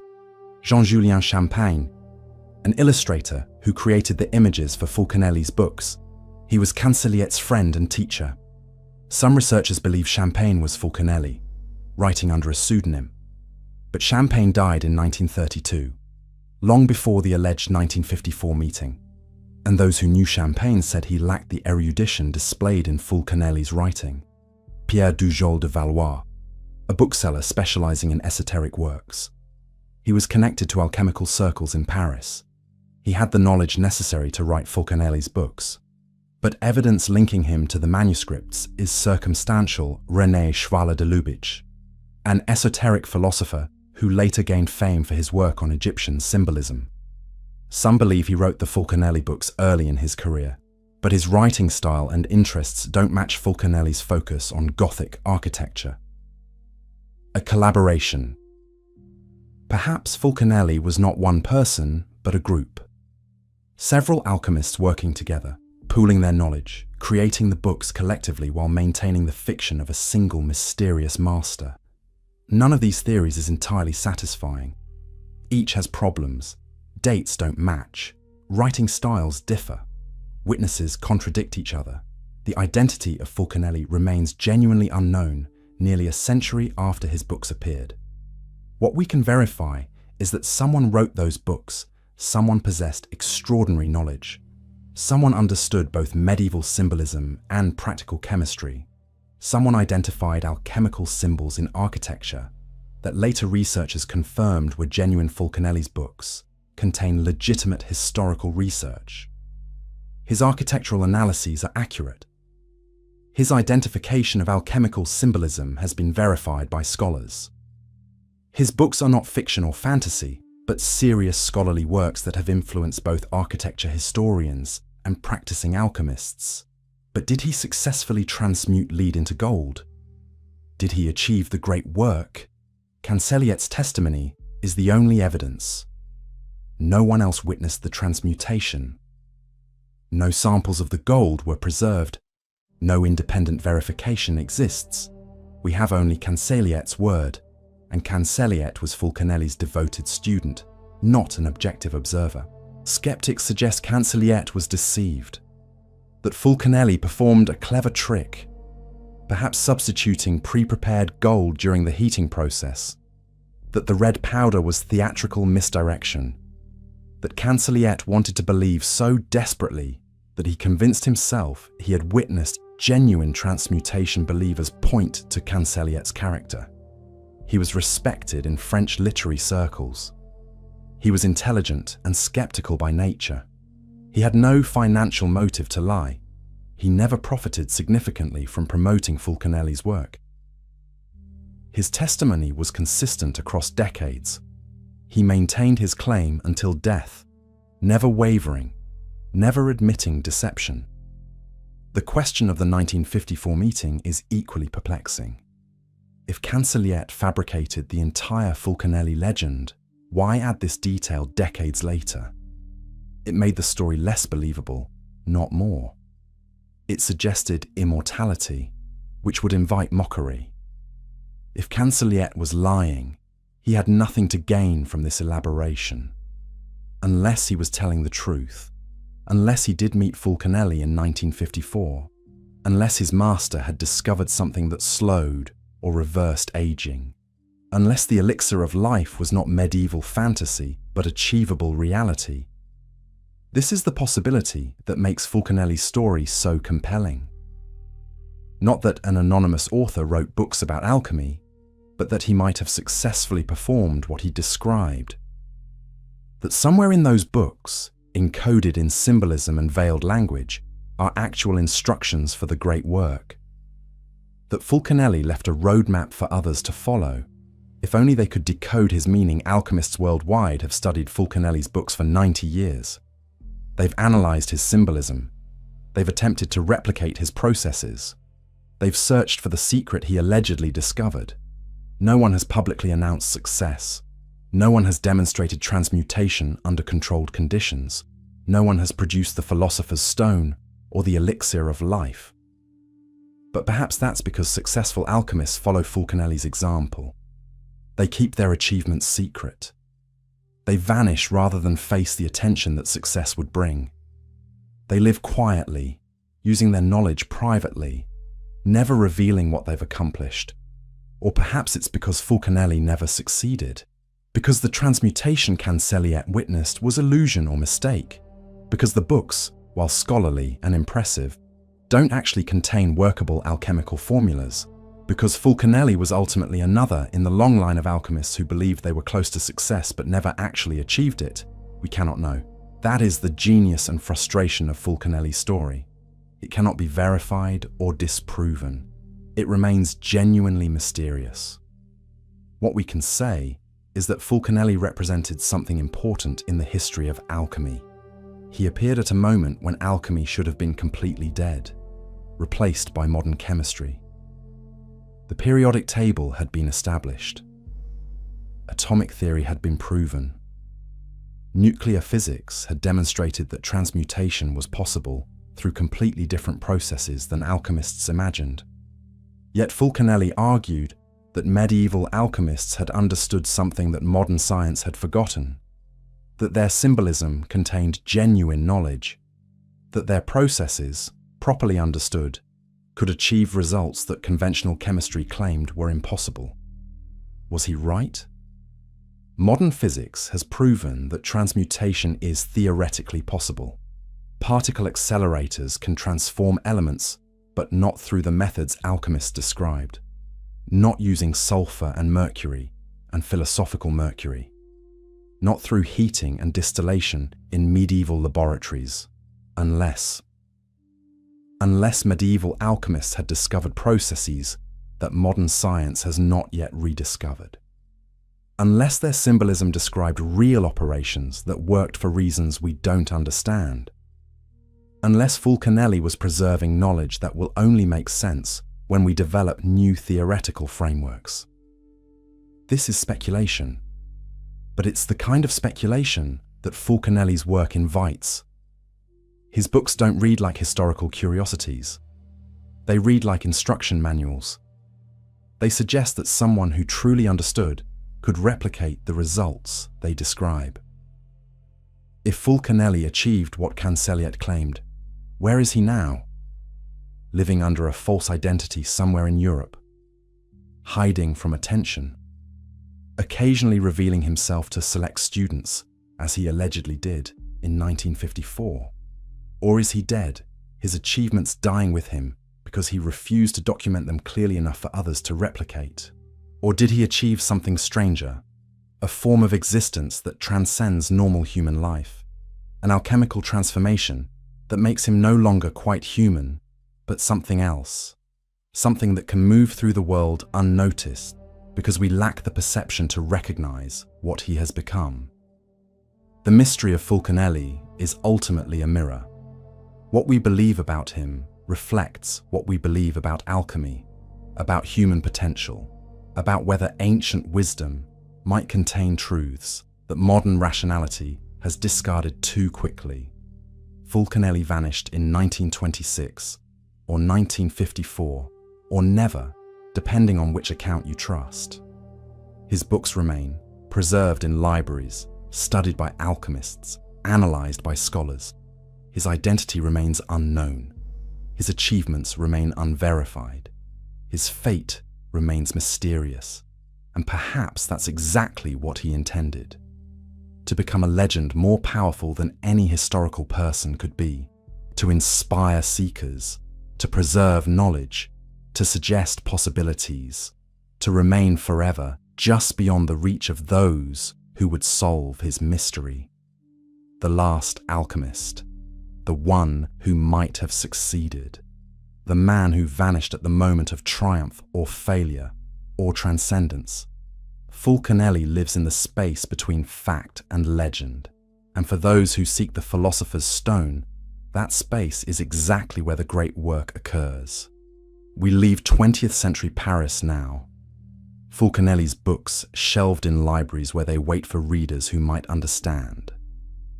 We travel back to the 16th century one final time, to a physician and astrologer whose prophecies have fascinated humanity for 5 centuries, who predicted events centuries before they occurred, who saw the future through methods that combined astrology, alchemy, and perhaps genuine precognition, who served Catherine de' Medici as her primary advisor on matters of fate, who wrote quatrains that remain cryptic and debated and eerily accurate even today. Michel de Nostradamus. Nostradamus, the prophet, the alchemist, the man who claimed to see across time itself. Chapter 6. Nostradamus, the prophet who saw too far. On the night of June 30th, 1559, Michel de Nostradamus sat in his study in Salon de Provence, reading a letter from Queen Catherine de' Medici. The Queen was desperate. King Henri II would participate in a tournament celebrating peace treaties and royal marriages. Catherine had dreamed of disaster. She had consulted astrologers who warned of danger. She begged Nostradamus to consult the stars, and tell her whether her husband was safe. Nostradamus had already answered this question. 4 years earlier, in 1555, he had published the first edition of his prophecies, Les Prophéties. Among the 353 quatrains in that volume was one that seemed to predict exactly what Catherine feared. The young lion will overcome the old one. On the field of battle in single combat, he will pierce his eyes in a cage of gold, 2 wounds in one, then he dies a cruel death. Catherine knew this quatrain. She had asked Nostradamus about it previously. He had been evasive, as he often was with prophecies that foretold tragedy for his patrons. Now, with the tournament approaching, she demanded clarity. Nostradamus replied carefully. The stars suggested caution. Perhaps the king should avoid combat sports for a time. Perhaps the tournament could be postponed. Catherine showed the letter to Henri. The king laughed. He was 40 years old, in excellent health, an experienced warrior. He would not be frightened by astrologers' warnings. The tournament would proceed as planned. On July 1st, 1559, King Henri II faced Gabriel de Lorge, Count of Montgomery. In a joust, Montgomery was younger than Henri, the young lion. They were both excellent jousters. The competition was friendly, ceremonial, not meant to be dangerous. But during the third pass, Montgomery's lance shattered. A large splinter pierced the king's helmet, a cage of gold. The splinter entered Henry's eye and penetrated his brain. A second, smaller splinter pierced his throat, 2 wounds in one. Henry suffered for 10 days. The best physicians in France could not save him. He died on July 10th, 1559, exactly as Nostradamus had predicted 4 years earlier.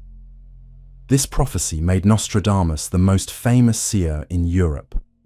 Catherine de' Medici summoned him to Paris, made him counselor and physician in ordinary to the king, her son Charles IX, and consulted him regularly on matters of state for the rest of his life. But who was Nostradamus before this prophecy made him famous? He was born Michel de Nostradame in Saint-Rémy de Provence on December 14th, 1503. His family was Jewish, but had converted to Catholicism to avoid persecution. His grandfather taught him Latin, Greek, Hebrew, mathematics, and astrology. Young Michel was brilliant, memorizing vast amounts of information, demonstrating facility with languages and calculation. He studied medicine at the University of Montpellier, earning his degree despite opposition from faculty who considered his methods unorthodox. He practiced medicine during plague outbreaks, developing treatments that seemed to work better than conventional approaches. His prescriptions emphasized hygiene, fresh air, and herbal preparations rather than the bloodletting and mercury treatments that mainstream physicians preferred. Nostradamus's plague remedies were surprisingly effective. He saved lives in towns where other physicians failed. His reputation as a healer grew, but he could not save his own family. His wife and 2 children died during a plague outbreak around 1538. This tragedy devastated him.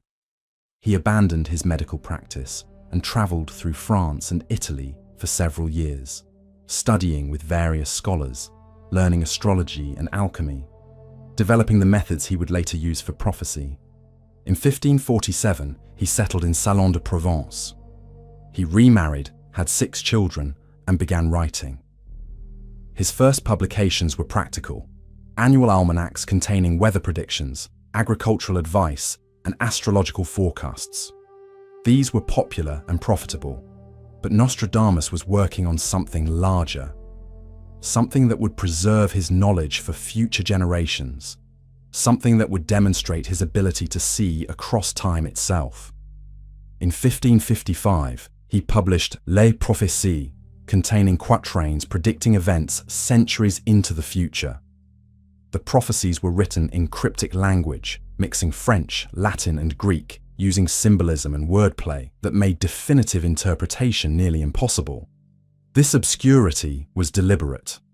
Nostradamus explained in his preface that he wrote cryptically to avoid persecution. Clear prophecies of disaster for rulers could be considered treason. Predictions about religious conflicts could offend the Catholic Church.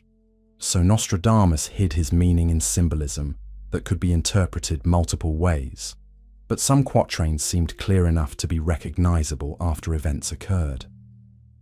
The prophecy of Henri II's death was the most famous, but there were others.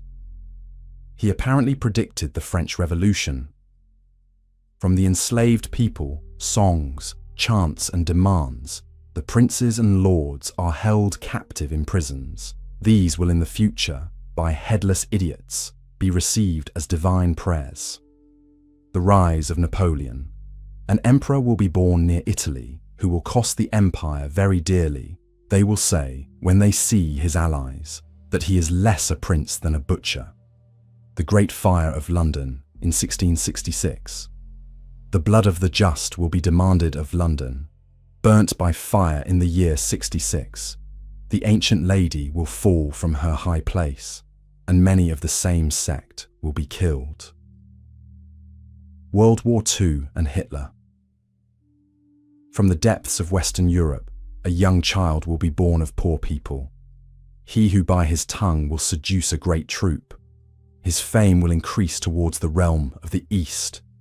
Beasts ferocious with hunger will cross the rivers. The greater part of the battlefield will be against Hister. Into a cage of iron will the Great One be drawn.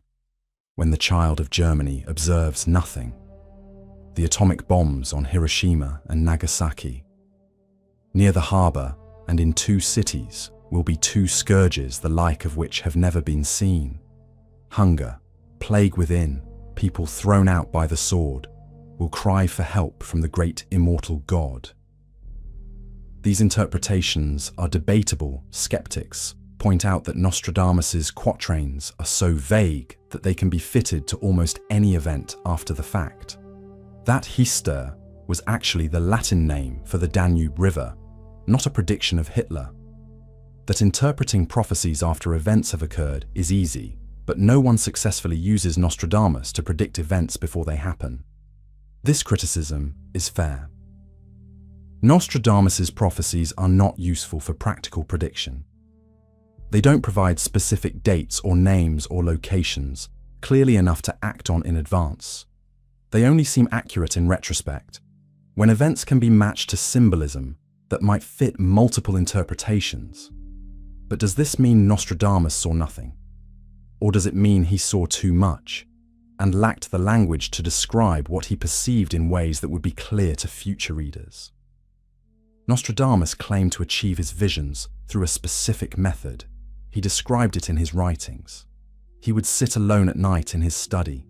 He would fill a brass bowl with water and gaze into it, entering a trance state. He would invoke spirits or divine powers to show him the future. Images would appear in his mind, not clear visions but impressions, feelings, symbolic representations that he would then interpret and encode into quatrains. This is a form of scrying, an ancient divination method practiced across many cultures. The water acts as a focus for meditation, allowing the scryer to access unconscious knowledge, or, believers claim, to receive genuine visions from spiritual sources. Modern psychology would interpret Nostradamus's visions as either hypnagogic hallucinations, the imagery that appears when entering sleep states, which can be vivid and seem prophetic, but which is generated by the unconscious mind. Highly developed intuition. Nostradamus was extraordinarily well educated. He understood politics, history, astronomy, medicine. His prophecies might have been sophisticated extrapolations, educated guesses about how political and social patterns would develop deliberate vagueness. Nostradamus wrote intentionally cryptic verses that could be applied to many possible future events, ensuring that some would seem accurate through probability alone. But there's a fourth possibility that believers maintain, that Nostradamus genuinely perceived future events through methods we don't understand, that time is not linear in the way we assume. that past, present, and future exist simultaneously, and that certain individuals under certain conditions can perceive across this temporal landscape. If this sounds impossible, consider that modern physics has demonstrated time is stranger than our everyday experience suggests. Relativity proves that time is relative to the observer. Quantum mechanics suggests that observation affects outcomes. Perhaps Nostradamus tapped into aspects of reality that we lack the theoretical framework to understand. Catherine de' Medici certainly believed in his abilities. She consulted him regularly from 1559 until his death in 1566. She brought him to court multiple times. She asked him about her children's fates. He cast horoscopes for her sons. He advised on political decisions. According to some accounts, Nostradamus showed Catherine a vision in a magical mirror. She saw her 3 sons who would become kings: Francis II, Charles IX, and Henry III. In the vision, each son completed a certain number of circuits around the mirror before fading. The number of circuits represented the years they would reign: Francis for 1 year, Charles for 14, Henri for 15. The prophecy was accurate. Nostradamus also allegedly told Catherine that her youngest son, the Duke of Alençon, would never be king despite his ambitions. He predicted that the Valois line would end with her sons, that the throne would pass to another family. This prophecy also came true. Henri III died childless in 1589, and the crown passed to Henri of Navarre, founding the Bourbon dynasty. Whether Catherine made political decisions based on Nostradamus's advice is unclear, but she valued his counsel enough to keep him close, to pay him substantial sums, to protect him from critics who accused him of heresy or charlatanism. Nostradamus died on July 2, 1566, in Salon de Provence. He suffered from gout and dropsy, edema. His health had been declining for several years. On his final night, he told his secretary, Jean de Chavigny, "Tomorrow at sunrise, I shall no longer be here." He was correct. He was found dead the next morning. He was buried in the Church of the Cordeliers in Salon. His grave was marked with a plaque and a portrait. He had achieved fame, wealth, royal patronage, and a reputation that would outlive him by centuries.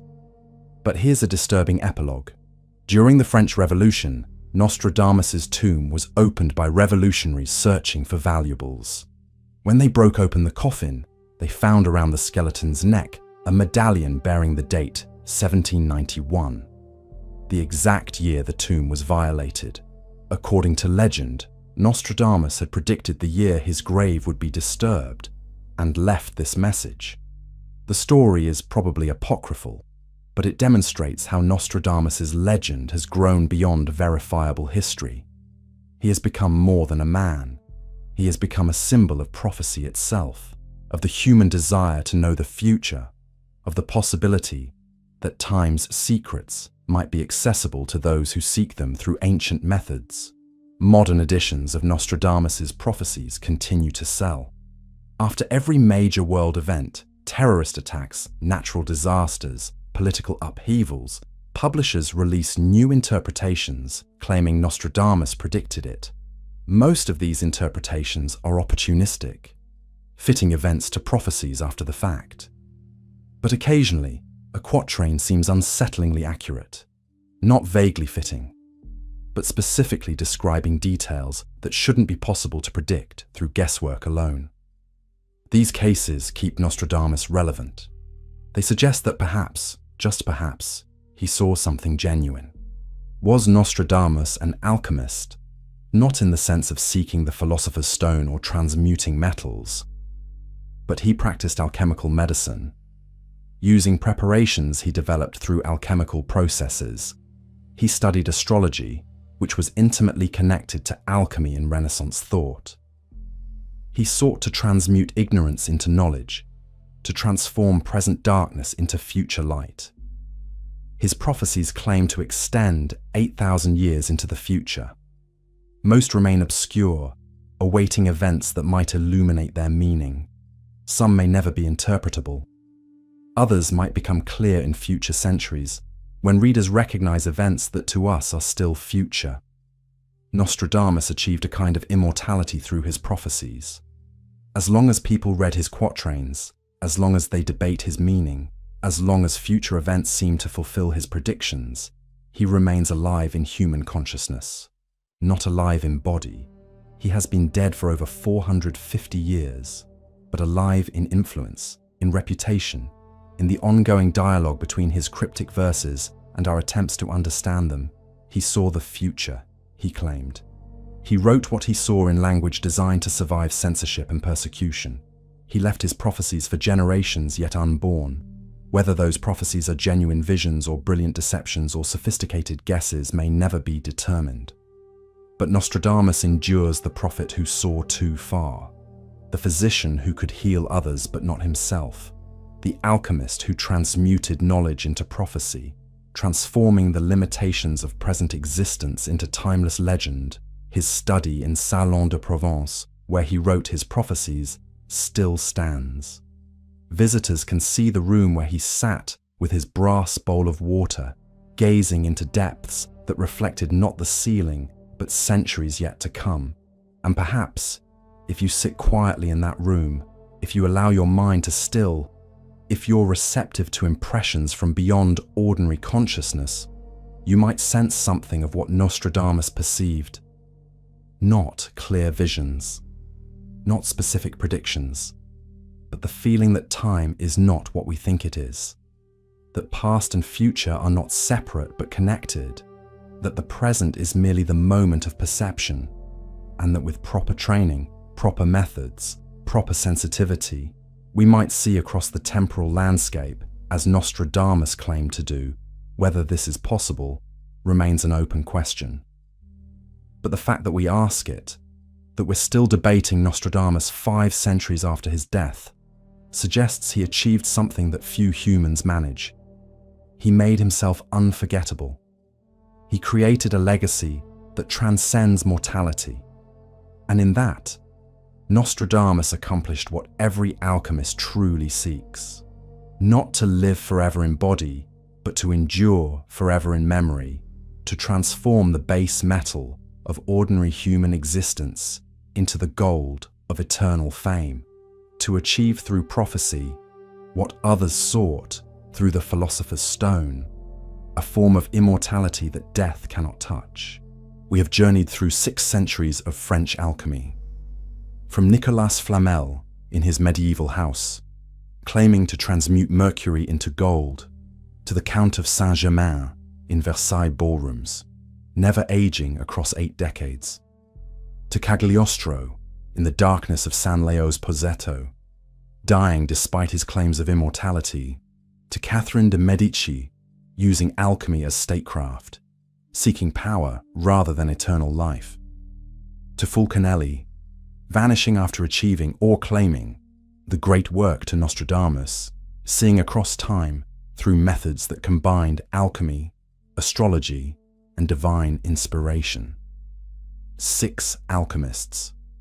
6 different approaches to the fundamental human question. Must we die? And what have we learned? First, that the quest for immortality is older than France itself. It has consumed humanity's most brilliant minds across every civilization. We fear death so profoundly that defeating it seems worth any price, any sacrifice, any risk. Second, that alchemy was not mere superstition. It was the best available framework for understanding matter and transformation. It combined observation, experimentation, and theory. It produced discoveries that advanced medicine and chemistry. The fact that its ultimate goals, transmutation and immortality, proved impossible doesn't invalidate the legitimate knowledge it generated along the way. Third, that belief can be as powerful as fact. Whether any alchemist truly created the philosopher's stone is debatable, but their belief that it was possible drove them to extraordinary achievements. Nicolas Flamel's wealth-funded hospitals, that saved lives. Nostradamus's medical treatments cured plague victims. Catherine de' Medici's use of alchemical advisors helped her navigate political crises that preserved France's belief in alchemy's promises, produced real-world results, regardless of whether those promises were true. Fourth, that immortality has costs we rarely consider. If Saint-Germain truly lived for centuries, he was utterly alone. Everyone he loved died. Every friendship was temporary. Every connection was doomed to end with the other person's death. If Fulcanelli achieved the elixir of life, he could never reveal it without becoming a prisoner or a specimen, studied by scientists or exploited by governments. Immortality in a world of mortals would be exile, not triumph. Fifth, that France has been the center of Western alchemy for 1,000 years. From Flamel in medieval Paris to Fulcanelli in Belle Époque Paris, the quest for transmutation and immortality has been pursued more intensely, more systematically, more openly in France than anywhere else in Europe. This is not coincidence. French culture has always balanced rationality with mysticism, enlightenment with occultism, scientific rigor with openness to possibilities beyond current understanding. And finally, that the question remains open. We have not proven that the philosopher's stone is impossible. We have simply not yet achieved it. We have not demonstrated that the elixir of life cannot exist. We have simply not yet created it. Modern science has accomplished transmutation through nuclear physics and life extension through medicine. Perhaps the alchemists were right about the goals, but wrong about the methods. Or perhaps the methods work, and we simply haven't understood them yet. Good night, and may you find, if not immortality, then something equally valuable. A life lived so fully, so intensely, so meaningfully that when death finally comes, you can face it without regret, knowing that while you could not defeat it, you also refused to let its inevitability prevent you from attempting the impossible. The alchemists' fires are cold, but the work continues, and perhaps that is the only immortality any of us will ever achieve.